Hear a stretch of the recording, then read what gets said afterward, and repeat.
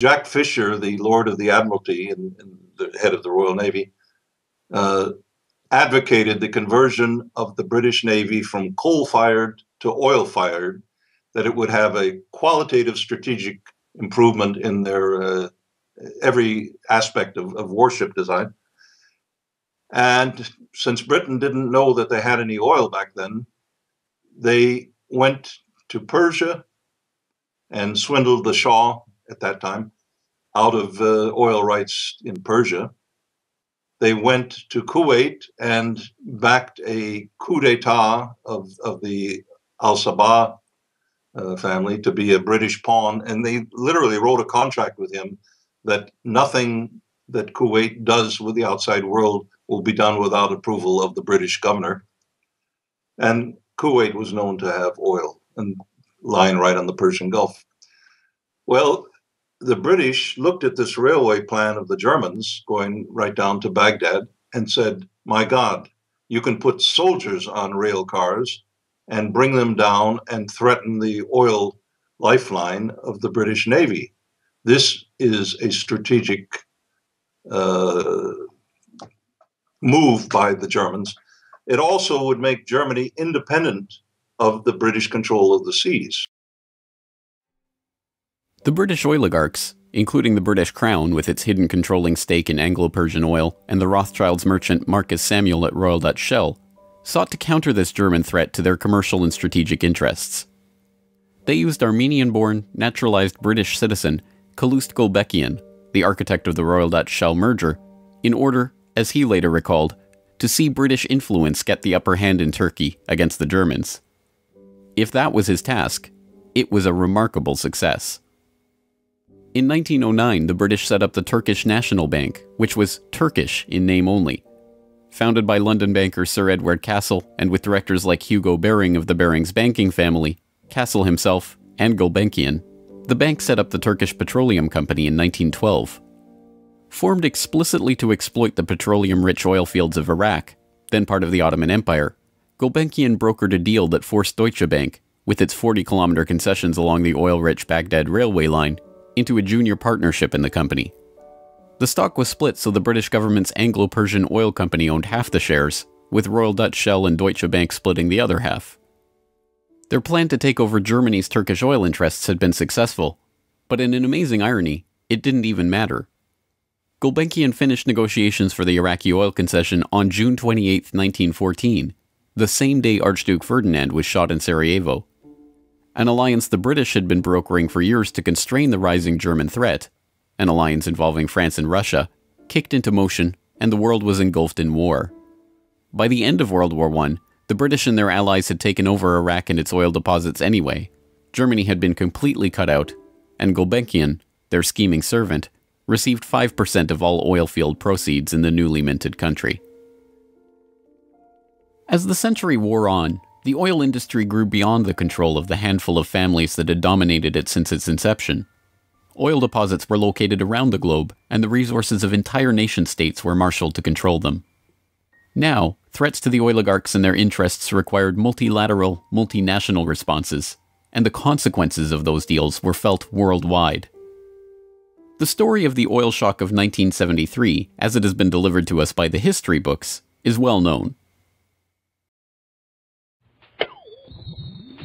By the late 1960s, the nation relied on imported oil to keep the economy strong.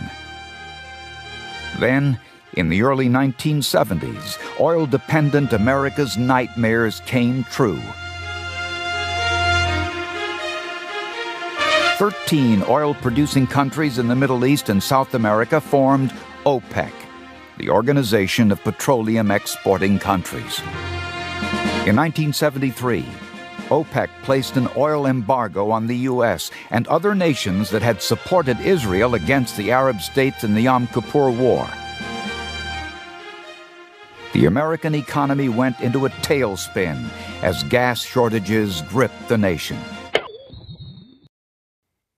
Few, however, know that the crisis and its ensuing response was in fact prepared months ahead of time at a secret meeting in Sweden in 1973.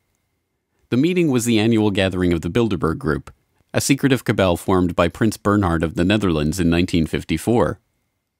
The Dutch royal family not only gave its royal imprint to Royal Dutch Petroleum, they are still rumored to be, along with the Rothschilds, one of the largest shareholders in Royal Dutch Shell, from the days when Queen Wilhelmina's Anglo-Dutch petroleum holdings and other investments made her the world's first female billionaire, right through to today. Bernhard's guest list at the Bilderberg Group reflected his position in the oligarchy. Alongside him at the Swedish conference were David Rockefeller of the Standard Oil dynasty and his protege Henry Kissinger, Baron Edmund de Rothschild, E.G. Collado, the vice president of Exxon, Sir Dennis Greenhill, director of British Petroleum, and Gerrit A. Wagner, president of Bernhard's own Royal Dutch Shell. At the meeting in Sweden, held 5 months before the oil crisis began, the oligarchs and their political and business allies were planning their response to a monetary crisis that threatened the world dominance of the US dollar. Under the Bretton Woods system, negotiated in the final days of World War II, the US dollar would be the backbone of the world monetary system, convertible to gold at $35 per ounce, with all other currencies pegged to it. Increasing US expenditures in Vietnam and decreasing exports caused Germany, France, and other nations to start demanding gold for their dollars.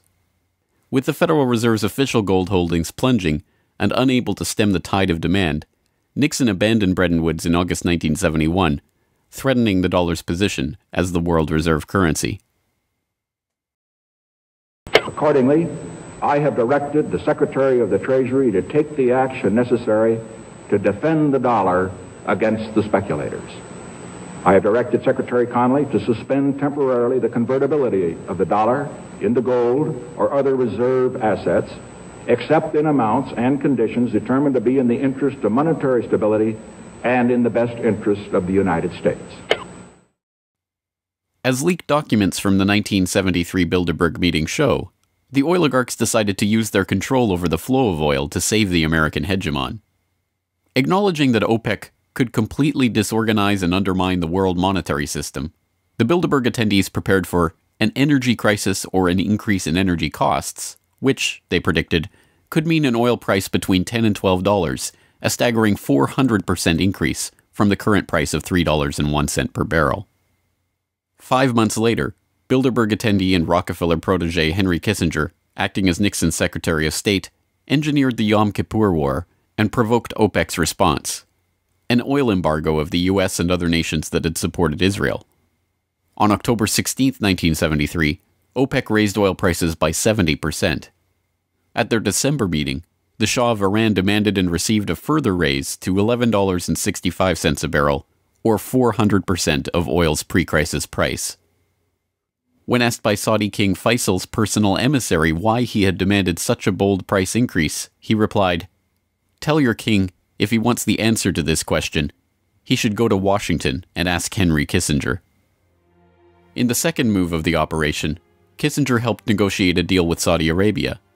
In exchange for US arms and military protection, the Saudis would price all their future oil sales in dollars and recycle those dollars through treasury purchases via Wall Street banks. The deal was a bonanza for the oligarchs. Not only did they get to pass the price increases on to the consumers, but they benefited from the huge flows of money into their own banks. The Shah of Iran parked the National Iranian Oil Company's revenues in Rockefeller's own Chase Bank, revenues that reached $14 billion per year in the wake of the oil crisis. With the creation of this new system, the petrodollar, the oligarchs had reached unprecedented levels of control over the economy. Not only that, they had backed the world monetary system with their commodity, oil, and brought potential competition from upstart producer nations under their control all in one step. But for the insatiable appetites of these monopolist titans, mere control over the world's monetary system was not enough.